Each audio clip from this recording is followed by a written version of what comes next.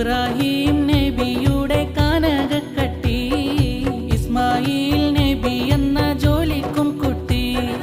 ഖലീലായ നബിയോരെ ത്യാഗവും കേട്ടോ നിങ്ങൾ, ഇശലായി ഒഴുകിടും ചരിതം കേട്ടോ.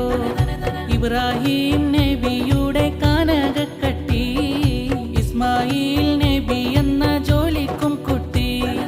ഖലീലായ നബിയോരെ ത്യാഗവും കേട്ടോ നിങ്ങൾ, ഇശലായി ഒഴുകിടും ചരിതം കേട്ടോ.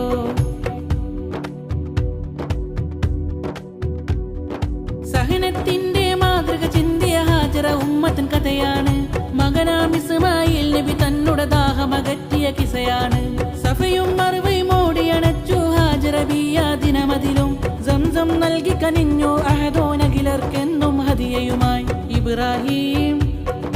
ഇബ്രാഹിം നബിയുടെ കാനകക്കട്ടി, ഇസ്മായിൽ നബി എന്ന ജോലിക്കും കുട്ടി.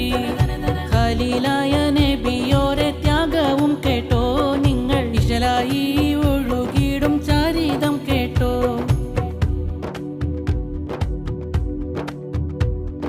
കനിമോൻ ഇസ്മായിലയറുക്കാൻ അഹദിൻ കൽപ്പന വന്നിടലായി. മടികൂടാതവർ കുട്ടിയുമായി മലമേലെ ഗത ചെന്നിടലായി. കുട്ടിയെ കല്ലിൽ കിടത്തിയിട്ടന്നവർ അറിവിനായി ഒരുങ്ങിടലായി. ബലിയായിട്ട് നാടിനെ നൽകി ഖലീലിൻ മനവും നിറച്ചിടലായി.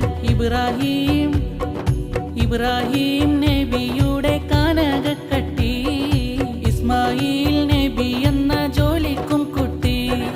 ഖലീലായ നബിയോരെ ത്യാഗവും കേട്ടോ നിങ്ങൾ, ഇശലായി ഒഴുകിടും ചരിതം കേട്ടോ.